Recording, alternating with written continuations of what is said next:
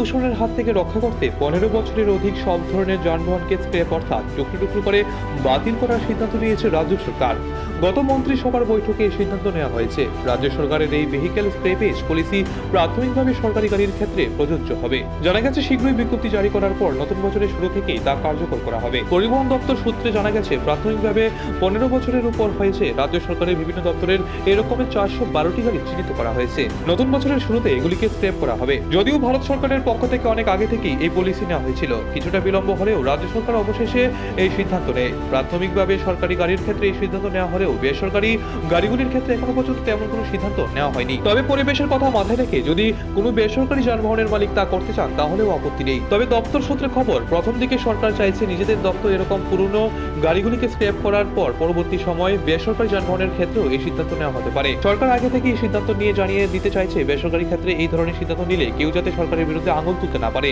তাই পরবর্তীতে 15 বছরের উপর হয়েছে এমন বেসরকারি যানবাহনগুলির ক্ষেত্রে যে ধরনের সিদ্ধান্ত নেওয়া হবে তা কিন্তু বলার অপেক্ষা রাখে না। কারণ রাজ্যের বিভিন্ন ক্যারিং সেন্টারগুলি তাদের ইট বালি মাটি যে সমস্ত যানবাহন দিয়ে পরিবহন করে তাদের সেগুলি গাড়িগুলোর মধ্যে 15 বছরের নয় 40 থেকে 45 বছরের পুরনো গাড়িও আছে। ফলে ওই সমস্ত গাড়িগুলি থেকে নির্গত হাওয়া কালো ধোঁয়া যে কি পরিমাণ দূষণ ছড়ায় তা পরিবেশবিদরাই ভালো বলতে পারবেন। শুধু ইট বালি মাটি ক্যারিং করে এমন গাড়ি নয়, কিছু কিছু ব্যক্তিগত মালিকাধীন বিশেষ করে ছোট ছোট প্রাইভেট কিংবা কমার্শিয়াল ভেহিকেল রয়েছে যেগুলি থেকে বের হওয়া কালো ধোঁয়া শুধুমাত্র পথ চলতি মানুষকে বিরক্ত করে না, পরিবেশকেও অনবরত দূষিত করে চলেছে। ফলে পরিবেশের কথা মাথায় রেখে কিন্তু খুব শীঘ্রই বেসরকারি যানবাহনের ক্ষেত্রেও এই সিদ্ধান্ত নিতে সরকার খুব একটা বেশি সময় নেবে না, এমনটাই অভিমত সচেতন মহলের। দেখুন, এটা আমাদের ভারতবর্ষের সরকারের এবং বিশেষ করে আমাদের প্রধানমন্ত্রী মোদিজি এটা একটা সিদ্ধান্ত যা আমাদের রাজ্যকে সারা দেশের সমস্ত রাজ্যকে জানিয়ে দেওয়া হয়েছে।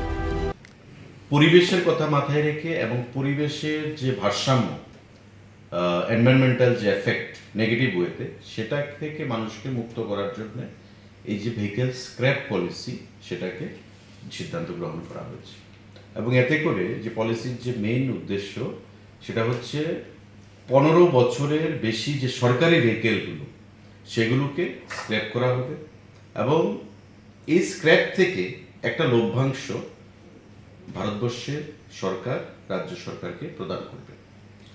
ধরুন, আমাদের রাজ্য সরকারের মোটামুটি যা একটা ক্যাবিনেটে যেটা সিদ্ধান্ত হয়েছে, 300-র উপর গাড়ি বিভিন্ন দপ্তরে যেগুলো 15 বছরের বেশি বয়স, সেগুলোকে যদি স্ক্র্যাপ করা হয়, একটা পার্সেন্টেজ অফ মানি তারা, যেটা ভারতবর্ষের একটা সংস্থা রয়েছে, তারা এই স্ক্র্যাপিং করবে, সেটাকে নিয়ে ভারতবর্ষের সরকার থেকে আমাদের যে শেয়ার অফ ট্যাক্সেস প্রদান করা হয় সেই শেয়ার অফ ট্যাক্সেসের সঙ্গে সেই টাকাটা অ্যাড করে দেওয়া হবে। সিমিলারলি প্রাইভেট ক্ষেত্রে যে গাড়িগুলো 15 বছরের বেশি রয়েছে সেগুলো অপশনাল রাখা হয়েছে। এখন কোনো প্রাইভেট ব্যক্তি, কোনো ব্যক্তিগত মালিকানাধীন গাড়ির মালিক যদি এসে ট্রান্সপোর্ট দপ্তরকে বলে ভলান্টারিলি, তবে ট্রান্সপোর্ট দপ্তর তাতে সহযোগিতা করতে পারে।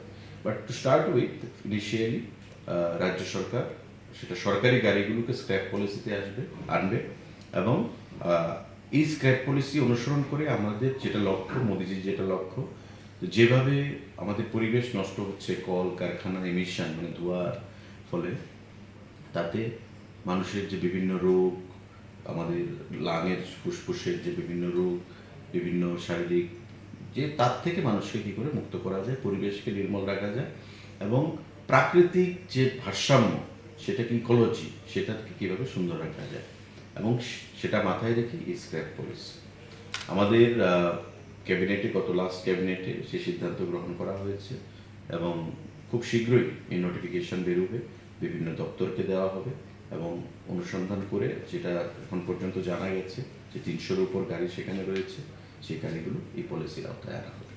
নোটিফিকেশনের পর কবে নাগাদ পলিসি ইমপ্লিমেন্টিং? আপনি ধরুন ক্যাবিনেট মিটিং হয়ে গেছে, ক্যাবিনেটের পর ধরুন মাসখানেকের মধ্যে নোটিফিকেশন হয়ে যাবে।